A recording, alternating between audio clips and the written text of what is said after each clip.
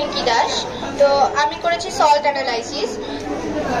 Salt analysis হচ্ছে এমন একটা প্রসেস যেটার সাহায্যে আমরা বুঝতে পারবো যে এখানে কতটা মানে গভীরতা এবং কতটা ঘনত্ব রয়েছে লবণের মধ্যে। এছাড়াও আমরা এটাতে কতটা মানে কোনটা কোন আয়ন এবং কোনটা কোন জলীয় দ্রবণ সেটা ভালোভাবে বুঝতে পারবো।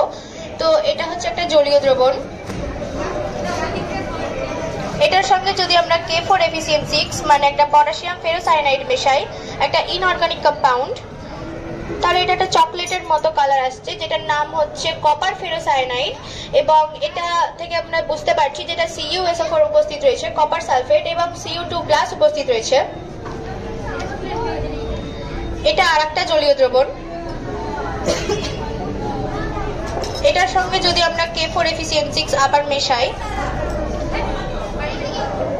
তাহলে দুধের মতো একটা কালার আসছে। এটা থেকে আমরা বুঝতে পারবো যে এটাতে ZnSO4 রয়েছে, জিঙ্ক সালফেট, এবং Zn2+ আয়ন উপস্থিত রয়েছে।